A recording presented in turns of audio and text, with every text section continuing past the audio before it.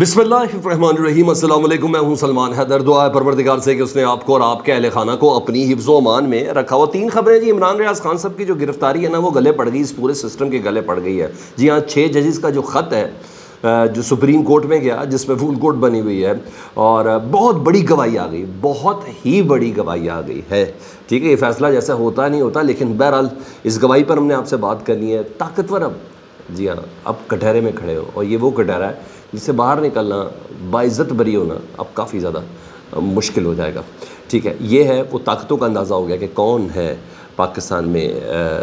عدلیہ سے بھی اوپر، جس کے فیصلہ چلتے ہیں، سب کی چیزیں سمجھ آ گئی۔ اور اس کے علاوہ پاکستان پیپلز پارٹی اور نون لیگ کی انڈرسٹینڈنگ ہو گئی جی، اور ان کی ڈیل فائنل ہو گئی ہے۔ لیٹس سی، دیکھیں کیا کس بنا پر میں آپ کو کہہ رہا ہوں۔ جب پیپلز پارٹی کے کچھ رہنما ہلکی ہلکی ڈھولکی بجاتے ہوئے یہ کہہ رہے ہیں کہ 3 مہینے کے لیے یہ گورنمنٹ رہ گئی ہے، اس وقت یہ ڈیل فائنل ہونے کی میں کون سی خبر آپ کو دے رہا ہوں، اور آج ہی یہ تمام ٹرمز اینڈ کنڈیشن ریڈی ہو جائیں گی، جس پہ کام کر رہے ہیں احسن اقبال صاحب۔ لیکن کل ایک اہم ترین ملاقات میں آصف علی زرداری صاحب سے شہباز شریف کی وجہ ہوئی ہے، جس میں احسن اقبال صاحب کو جو ہے اہم ترین ٹارگٹ ملا ہے جی ہاں۔ اب سب خاموشی سے بہت سی چیزیں ہونے کے لیے جا رہی ہیں، تفصیلات بہت عام ہیں، ساری میں آپ کے سامنے رکھتا ہوں، ویڈیو مکمل لے کے۔ سب سے پہلے میں ایک چیز تھوڑی بتا دوں، وہ جو رات کو 16 منٹ کی عمران خان صاحب کی جو آڈیو لیک ہوئی ہے شہزاد اکبر صاحب سے، اس نے قیامت مچائی ہوئی ہے، ٹھیک ہے، حکومت میں بھی اور حکومت کے پیچھے لوگوں کے اوپر بھی جی ہاں۔ اچھی خاصی ایک ٹینشن ضرور مچی ہوئی ہے، اور جو مجھے جتنا اندازہ ہے، میرے کورٹ رپورٹر 2 جو اسلام آباد سے، وہ کہہ رہے ہیں کہ سپریم کورٹ بھی اس سلسلے میں نوٹس لینے کا سوچ رہی ہے۔ لیکن میں نے آپ کو بتایا ایک باریک اور حساس پرزہ ہے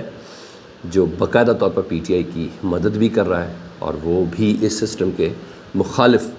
سوچ رکھتا ہے کہ یہ سسٹم پاکستان کے اندر نہیں چلے گا، جو جب چاہے عمران خان صاحب کی تصویر بھی شائع کر دیتا ہے، جو جب چاہے عمران خان صاحب کی آڈیو بھی شائع کر دیتا ہے۔ یہ تمام چیزیں ہو رہی ہیں۔ آؤں اب اس موضوع کے اوپر نا جی۔ بہرحال ابھی بہت اثر ہے اس 16 منٹ کی عمران خان صاحب کی ویڈیو کا، بھی بہت زیادہ اثر سامنے بھی آنا ہے۔ اب آؤں جی عمران ریاض خان صاحب جی، بادیوں نظر میں نہ سر ذرا غور سے تسلی سے سنیے گا۔ جب میں اتنی کرج کا مظاہرہ کرتا ہوں نا بات کرتے ہوئے، تو آپ نے بھی مجھے کمنٹ سیکشن میں ضرور جرأت کا ہی مظاہرہ کرنا ہے۔ بادیوں نظر میں نا اسلام آباد ہائی کورٹ کے 6 ججز نے خط لکھا تھا کہ ایگزیکٹو مداخلت کرتا ہے ہماری فیصلہ سازی میں، کورٹس کے اندر لوگ موجود ہوتے ہیں، اس کے علاوہ ہمارے رشتہ داروں کو اٹھایا جاتا ہے، ٹارچر کیا جاتا ہے، کیمرے لگائے جاتے ہیں، اور یہ عرصہ دراز سے چل رہا ہے، اسپیشلی 2022 سے انہوں نے کہا تھا بہت زیادہ چیزیں ہو گئی ہیں۔ اس کے بعد 6 ججز کا خط، اس کے بعد اس سندھ ہائی کورٹ، کے پی کے، پشاور ہائی کورٹ، لاہور، ان سب نے تحفظات کے ساتھ آگاہ کیا کہ ہاں بالکل درست ہے، ٹھیک ہے۔ ایون قاضی فائز صاحب نے بھی کہا کہ میرے آنے کے بعد تو کبھی نہیں ہوا، حالانکہ ان کو بھی بہت اچھے سے پتہ ہے جو ان کے خلاف ریفرنس تھا وہ کیسے آیا تھا۔ اس کے علاوہ سپریم کورٹ کے دیگر ججز بھی کہہ چکے ہیں کہ ہاں یہ سب ہوتا ہے۔ پھر ایک سرٹن معاملات شروع ہو گیا، تو سچ ثابت ہو گیا کہ واقعی کوئی ہے جو پاکستان میں عدالتی نظام سے اوپر ہے، سپریم کورٹ اور ہائی کورٹ سے اوپر ہے، کم از کم وہ سپریم کورٹ اور ہائی کورٹ کے ججز نہیں ہیں۔ اس کارروائی کے بعد کم از کم اندازہ ہو گیا ہے، شاید کبھی یہ فل کورٹ فیصلہ کرے، مگر عوام کی عدالت یہ جان چکی ہے، اب اس کو کوئی کنفیوژن ہے نہیں۔ ہاں باقی کیسز بغیر ٹرائل کے اندر رکھنا، یہ سب چیزیں تو ہمیں پتہ چل رہا ہے کہ ایک خاص طاقت ہے جو ٹرائل کورٹ کے ججز کو بھی شاید چلا دے، ان کو بھی پریشرائز کر دے، ہائی کورٹ کے ججز نے تو خود مان لیا ہوا ہے۔ تو لیکن چہرے چھپے ہوئے ضرور ہیں، لیکن ان کے کام نہیں چھپے ہوئے۔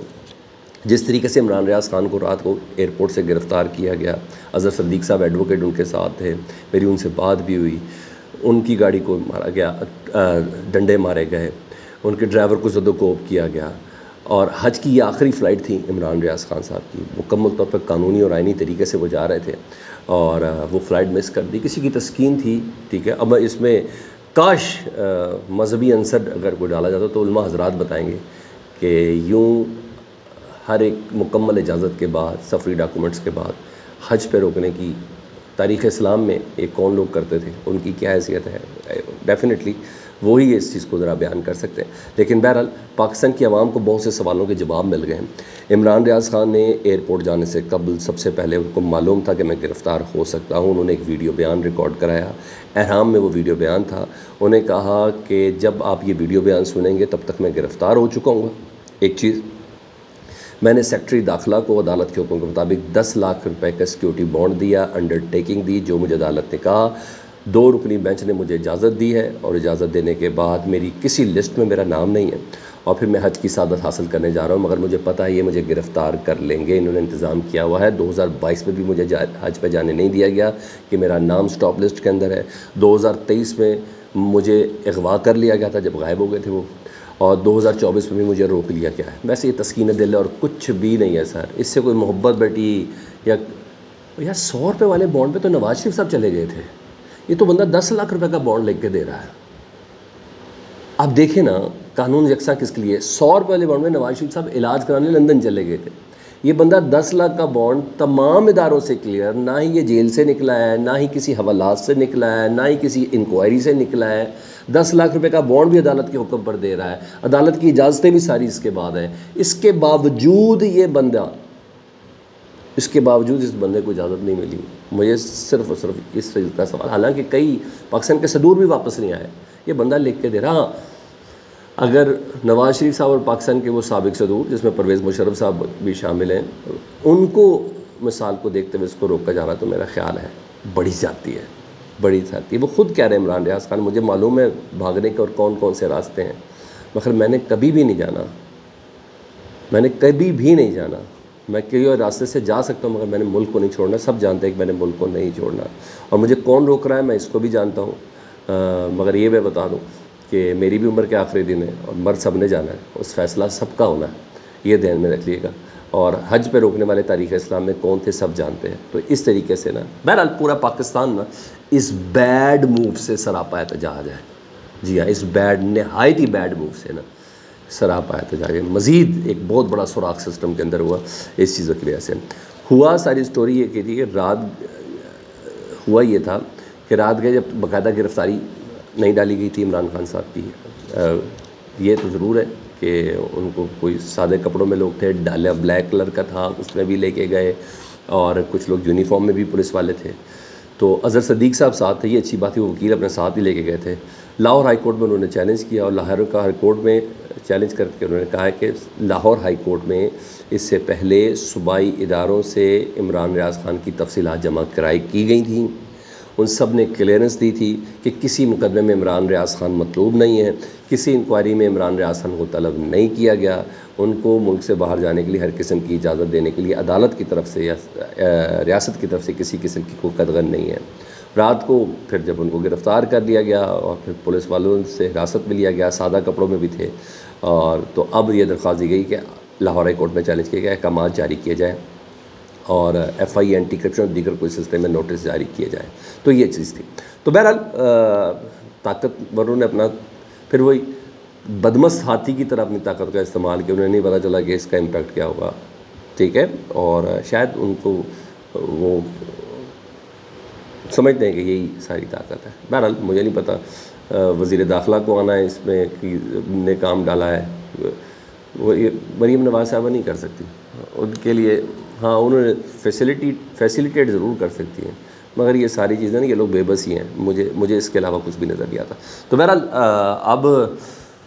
سیکٹری داخلہ کو شورٹی بانڈ بھی دیے اور وزارت داخلہ سے بھی کچھ نہیں ہوا، لیکن بہرحال یہ سب اور ٹائم لائن پوری یہ ہے کہ ہوا یہ تھا کہ اس سے قبل عمران ریاض خان صاحب کو نا سٹاپ لسٹ میں ڈالا گیا تھا حج پہ، ای سی ایل میں ڈالا گیا تھا، اسلام آباد ہائی کورٹ کے چیف جسٹس صاحب نے عمران خان صاحب کو حج پہ جانے کی اجازت دی تھی، پھر 31 مئی کو ایئرپورٹ پر دوبارہ ان کو روکا گیا، پتہ چلا پی سی ایل لسٹ میں ان کا نام ہے، پھر اسلام آباد ہائی کورٹ پہ گئے، ادھر سے پھر چیف جسٹس نے ان کو اجازت دی، کہا کہ سیکرٹری داخلہ کو شورٹی دے دیں، وزارت داخلہ گئے، وہاں کسی نے ان کی بات نہیں سنی، پھر انٹرا کورٹ اپیل کی، اور کل 2 رکنی بینچ نے عمران ریاض خان کو پھر جانے کی اجازت دی تھی۔ یعنی آپ یہ بتا دیں کہ ان تمام سسٹم کے باوجود جو بندہ نہ جا سکے تو اس کا کیا مطلب ہے۔ اب آ جاؤں اس بجٹ اجلاس سے متعلق، جی آج بجٹ منظوری کی حکمت عملی کے لیے 1 بجے مسلم لیگ نون کی جو پارلیمانی بورڈ ہے جس میں نواز شریف صاحب کی شرکت کریں گے وہ ایک اجلاس ہے، اور نواز شریف صاحب حاضری سب کو یقینی بنانے کی نواز شریف صاحب نے ہدایت بھی کی ہے، اور کل اس سلسلے میں کیا بجٹ منظور ہو سکتا ہے سر پیپلز پارٹی کو آن بورڈ لیے بغیر؟ نہیں ہو سکتا نا، تو پیپلز پارٹی آن بورڈ ہو گئی ہے، تو آپ نے خورشید شاہ صاحب، منظور وسان، شرجیل امام میمن اور نبیل گبول کی باتوں پر دھیان نہیں دینا، کیونکہ جو کام ہوتا ہے نا، ہاں ایک کمیٹی کا اجلاس ضرور ہوگا، لیکن بہرحال جو میرے پاس خبر وہ یہ ہے کہ کل جو شہباز شریف صاحب اور آصف علی زرداری صاحب کی جو ملاقات ہوئی جس میں احسن اقبال صاحب بھی تھے، اس میں بجٹ کے فوراً بعد پیپلز پارٹی ظاہر بات ہے رضامندی سے نہیں کرنا ہے تو کچھ بھی کر لیتا ہوں، تو ملاقات ہوئی، اس کے عوض میں کہتا ہوں کابینہ میں توسیع پر اتفاق ہو گیا ہے۔ پیپلز پارٹی کو مزید پیپلز پارٹی کو کون سی وزارتیں دینی ہیں، ان کا پورٹ فولیو کیا ہوگا، کابینہ کو حجم کیا رکھنا ہے، احسن اقبال صاحب کو یہ تمام ذمہ داریاں دی گئی ہیں وزارتوں کی تعداد سے متعلق، اور وہ متحرک بھی ہو گئے۔ ہاں اب CEC کا ایک اجلاس ہوگا فارملی جس میں پیپلز پارٹی شمولیت کا اعلان کرے گی۔ سر یہ چل رہا ہے، عوام کی عدالت کیا کہتی ہے؟ کمنٹ سیکشن میں مجھے آپ نے کمنٹ کر کے بتانا ہے۔ اپنا بہت خیال رکھیں۔ اللہم صلی علی محمد و آل محمد۔